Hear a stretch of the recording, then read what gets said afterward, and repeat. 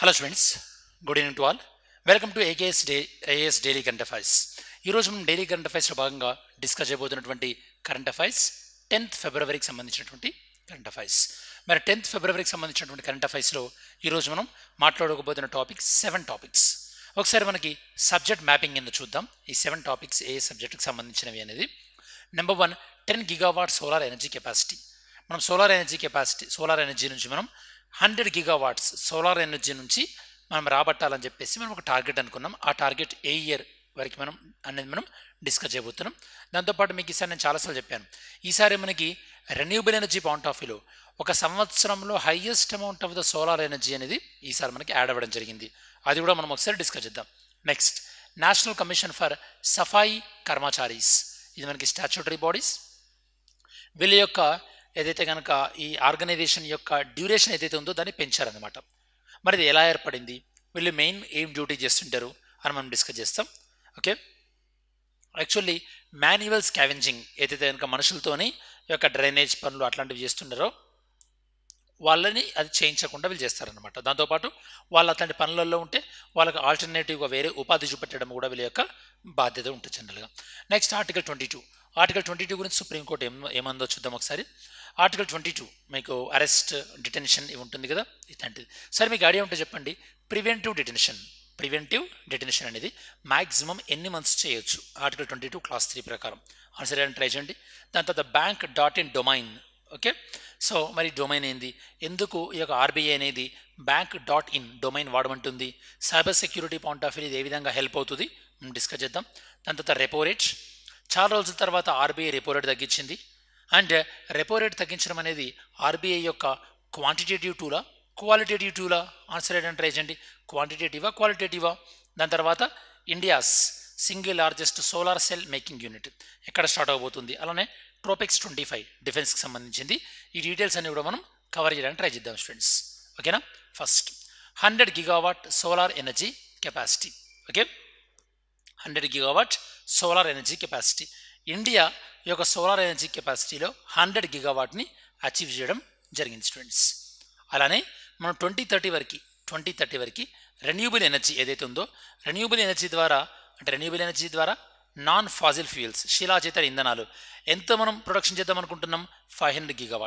ఇప్పుడు India solar energy ద్వారా 100 GW achieve చేసింది జనవరి 2025. అదే మనకి రెన్యూబుల్ ఎనర్జీ మీకు ఇందాక చెప్పినట్టు 2030 కల్లా 500 GW.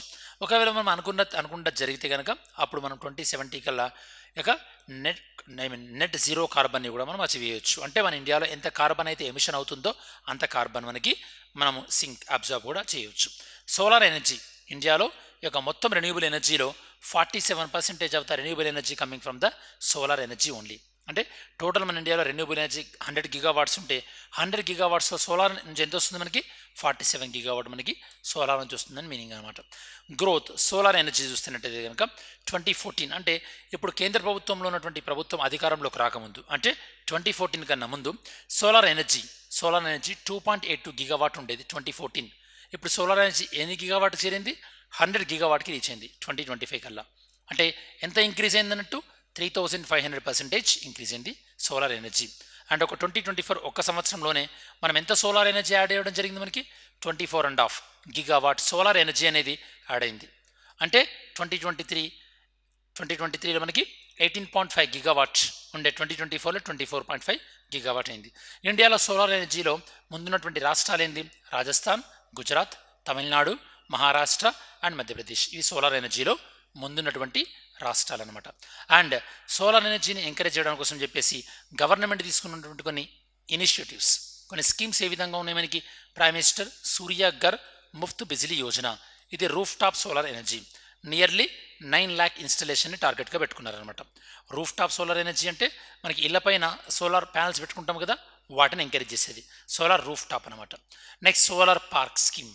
అంటే సోలార్ పార్క్స్ అంటే మనకి ఇప్పుడు ఐటీ పార్క్లో ఐటీ కంపెనీస్ ఎలా ఉంటాయో, సోలార్ పార్క్ అంటే ఒక సోలార్ ప్యానెల్స్ ఉన్నటువంటి ఒక లార్జ్ ఏరియా అనమాట. దాన్ని మనం సోలార్ పార్క్ అంటాం. అలానే PLI, production linked incentive scheme for solar manufacturing. అంటే ఇండియాలో సోలార్ మ్యానుఫ్యాక్చరింగ్ అనేది మనకి ఇప్పుడు 2 GW నుండి 16 GW, దాని తర్వాత మనకి ఈ 2030 కల్లా మనకి 100 గిగావాట్ ప్లాన్ చేస్తున్నాం. ఇది సోలార్ మాడ్యూల్స్, అంటే మన ఇండియాలో తయారయ్యేటటువంటి సోలార్ మాడ్యూల్స్ ఏవైతే ఉంటాయో, అంటే అంత కెపాసిటీవి మన ఇండియాలోనే తయారవ్వాలని చెప్పేసి. కాబట్టి ఒకవేళ అవి ఎక్కువ ఎవరైతే సోలార్ మాడ్యూల్స్ తయారు చేస్తారో, ఎక్కువ తయారు చేస్తే వారికి ప్రొడక్షన్తో లింక్ అయినటువంటి ఇన్సెంటివ్ అనేది ఇవ్వడం జరుగుతుంది.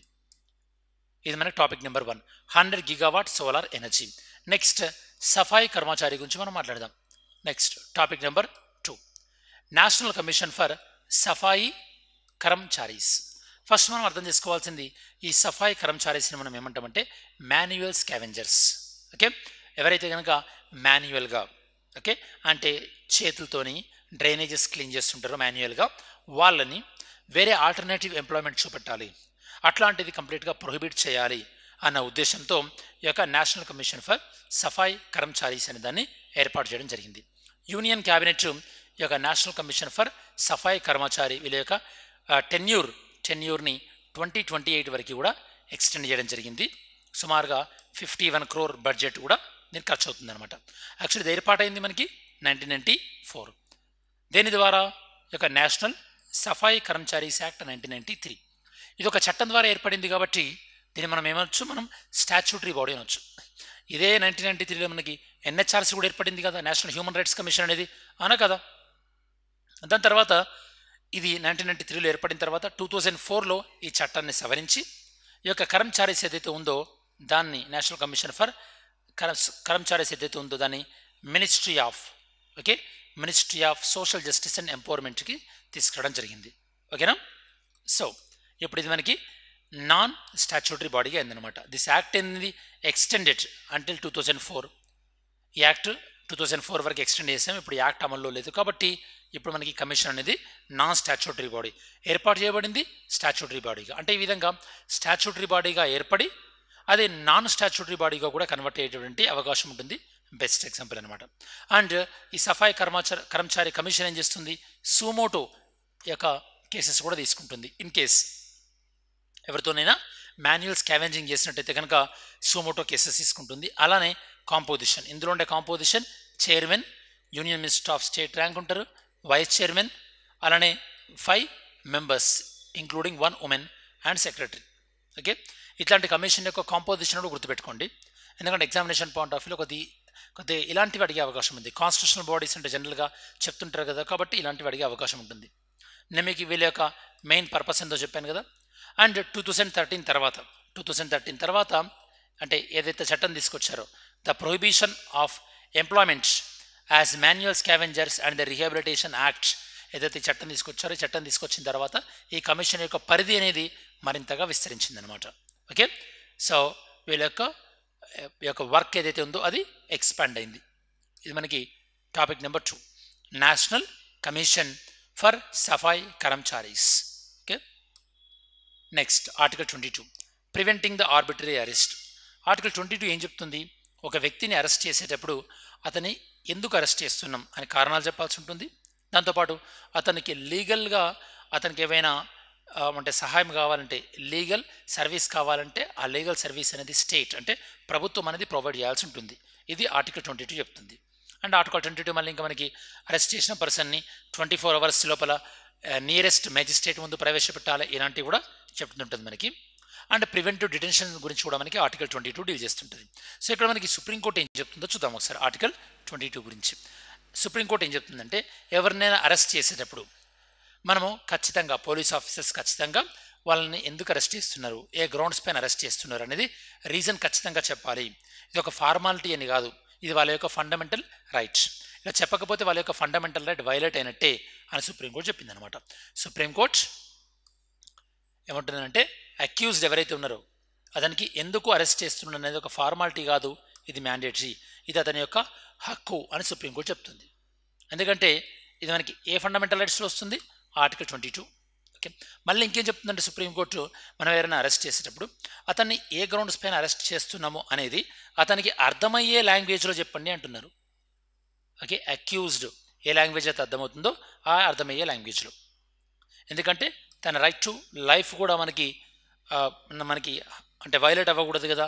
ఎందుకంటే ఒక పర్సన్ యొక్క లిబర్టీని మనం ఇష్టం వచ్చినట్టు లిబర్టీని లాగేసుకుంటే అతని యొక్క పర్సనల్ లైఫ్ అండ్ లిబర్టీని వైలేట్ అయినట్టే కదా. అదనమాట. ఆర్టికల్ 22 క్లాస్ 1 దీని గురించి నేను మీకు ఆల్రెడీ చెప్పాను. లీగల్ కన్సల్టేషన్ అనేది ప్రొవైడ్ చేయాలని చెప్పేసి.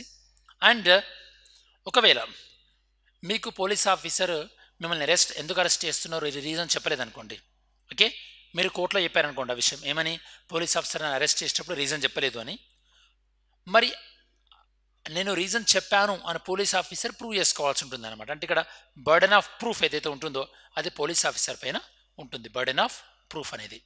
Are we clear about it? This is about article 22. Next okay, article 4. Topic 4 వచ్చేసి మనకి bank.in domain.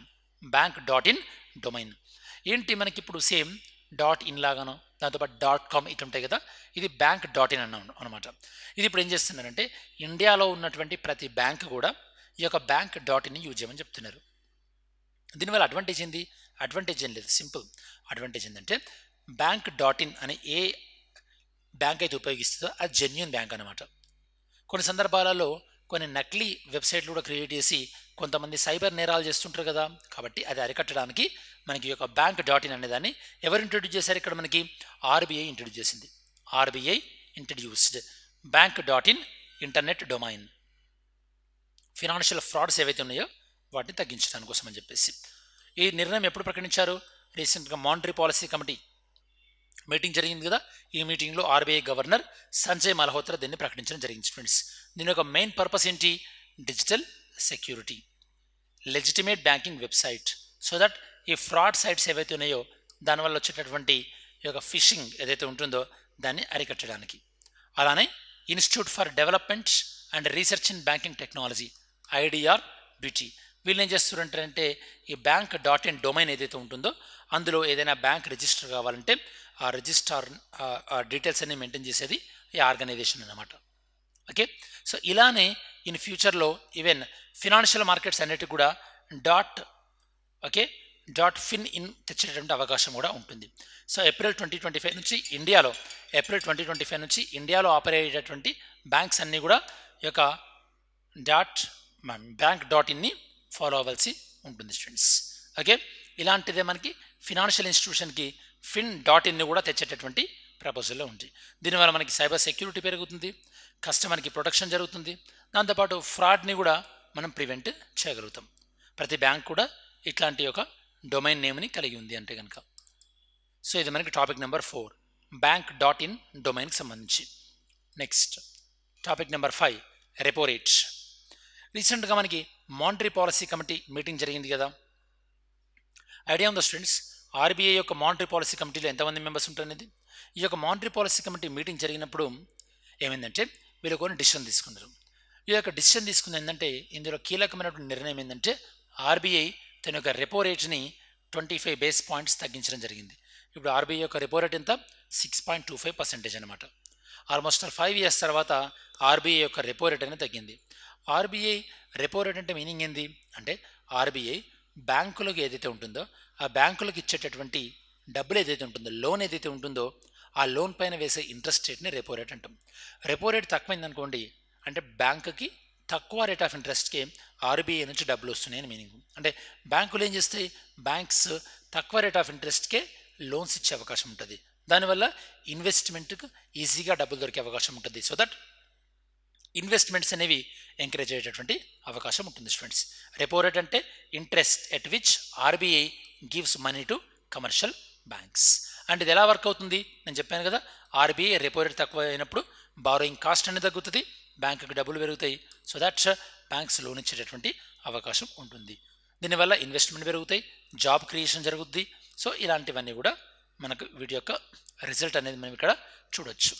Next topic number 6 India's single largest solar cell making unit. Okay, ఇంతకుముందు మనము సోలార్ ఎనర్జీ యొక్క importance ప్రాముఖ్యత గురించి మాట్లాడుకున్న సందర్భంలో మరి సోలార్ సెల్ యూనిట్ అంటే మరి ఈ సోలార్ సెల్స్ను తయారు చేసేటటువంటి సింగిల్ లార్జెస్ట్ యూనిట్ ఎక్కడ తయారైందో చూద్దాం ఒకసారి. ఓకే, ఇలాంటి సోలార్ సెల్ యూనిట్స్ వల్ల మనకి ఎక్కువ సోలార్ ఎనర్జీని ప్రొడక్షన్ చేసేటువంటి అవకాశం ఉంటుంది ఫ్యూచర్లో. మనం ఏదైతే అనుకుంటున్నామో ఈ 500 GW మనకి రెన్యూబుల్ ఎనర్జీ ఏదైతే ఉందో దాని టార్గెట్ కూడా అచీవ్ అయ్యేటటువంటి అవకాశం ఉంటుంది. తమిళనాడులో ఈ యొక్క ఇండియాలో single largest solar cell manufacturing unit ఏదైతే ఉందో దాన్ని స్టార్ట్ చేశారు. ఇక్కడ మనకి Gangai కొండన్ SIPCOT industrial growth centre ఇక్కడ స్టార్ట్ చేశారనమాట. ఈ ఇండస్ట్రియల్ గ్రోత్ సెంటర్ ఏదైతే ఉందో ఇది మనకి గంగై కొండన్ విలేజ్, తిరునెల్వేలి విలేజ్ ఉంది తమిళనాడులో. దీన్ని సెటప్ చేసింది ఎవరు? Tata power solar energy manufacturing arm. దీని యొక్క annual capacity 4 gigawatt capacity. Okay, 4 gigawatt capacity students. ఇది దీని యొక్క ఇండియాలో single largest solar cell manufacturing unit. Next TROPEX 2025. TROPEX 25 అంటే ఏంది మనకి? ట్రోపెక్స్ 25 దేనికి సంబంధించిందంటే మన ఇండియన్ నేవీ తను యుద్ధానికి రెడీ అయ్యి యుద్ధ సంసిద్ధత అంటే వార్ ప్రిపేర్డ్నెస్ ఎలా ఉంది, ఇండియన్ నేవీ యొక్క వార్ ప్రిపేర్డ్నెస్ ఎలా ఉంది అని మనకి ట్రోపెక్స్ 25 ద్వారా తెలుస్తుంది. ఇండియన్ నేవీ ఇది మనకి ఎవ్రీ 2 yearsకి ఒకసారి బైనియల్ థియేటర్ లెవెల్ ఆపరేషన్ ఎక్సర్సైజ్. ఇది మనం వేరే దేశంతో చేసేది కాదు, మన ఇండియన్ నేవీయే ఇండియన్ ఆర్మీ వాళ్ళు, ఎయిర్ ఫోర్స్ వాళ్ళు, నేవీ వాళ్ళు, కోస్ట్ గార్డ్ కలిసి చేస్తారనమాట. అందుకోసం ఇక్కడ చూసారా, Indian navy, army, air force, coast guard కలిసి ఎక్కడ చేస్తారు? ఇది మనకి ఇండియన్ ఓషన్ రీజియన్లో జనవరి నుంచి మార్చ్ వరకు జరుగుతుంది. సో ఇండియన్ నేవీ యొక్క లార్జెస్ట్ మ్యారిటైమ్ ఎక్సర్సైజ్. దీన్ని హోస్ట్ చేసింది ఎవరు? Hosted by India. దీన్ని కండక్ట్ చేసింది ఇండియన్ ఓషన్ రీజియన్. మనం ఆల్రెడీ ఇండియన్ ఓషన్ రీజియన్లో తన ప్రజెన్స్ని పెంచుకోవడం కోసం అని చెప్పేసి సాగర్ అనేటటువంటి మనకి పాలసీని తీసుకొచ్చింది కదా, security and growth for all in the region అని చెప్పేసి అవునా కదా. ఆ పాయింట్ ఆఫ్ వ్యూ కూడా ఇది ఉపయోగపడుతుందని చెప్పొచ్చు. దీని యొక్క ఫీచర్స్ మ్యారిటైమ్ సెక్యూరిటీ, సముద్ర మార్గాల్లో యాంటీ సబ్మరైన్ వార్ఫేర్, అలానే మనకి even joint preparedness between the navy, army and air force మధ్యలో ఈ యొక్క మనకి కోఆర్డినేషన్ కూడా ఇంక్రీజ్ చేస్తుంది అనమాట. ఇది ఓవరాల్గా మనం ఈరోజు వీడియోలో discuss చేయబోతున్నటువంటి 7 topics.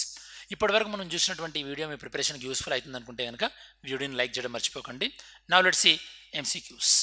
Okay, first one, according to article 22, what is the maximum period for which a person can be detained without being informed of the reason for arrest? అంటే రీజన్ చెప్పకుండా ఒక పర్సన్ని మ్యాక్సిమం ఎంత టైం వరకు detain చేయొచ్చు? 24 hours, 48, 72, 7 days? TROPEX is conducted by which branch of the Indian Armed Force? Army, Navy, Indian Air Force, Tri-Service Command. ఇది answer చేయడానికి try చేయండి. Which of the following is the primary material used in the manufacturing of solar photovoltaic cells? ఇందులో ఏది కాపరా, సిలికానా, అల్యూమినమా, గ్రఫీనా ఏది use చేస్తారు primary మెటీరియల్గా? Okay, ఇది students ఓవరాల్గా మనకి MCQకి సంబంధించింది. ఓకే, సో 10th February ఏదైతే ఉందో, యాక్చువల్లీ 11th February కదా, నిన్న మిస్ అయింది, ఈరోజు చేస్తున్నాం మనకి. సో నాకు క్లాసెస్ బిజీ ఉండడం వల్ల సో మీకు కంటిన్యూటీ ఉండాలి, ఏ ఒక్కరోజు కరెంట్ అఫైర్స్ కూడా మిస్ అవ్వద్దన్న ఉద్దేశంతో. ఓకే, ఐ హోప్ ఈ వీడియో మీ ప్రిపరేషన్కి యూస్ఫుల్ అయిందనుకుంటున్నాను. Thanks for watching this video. Have a great day.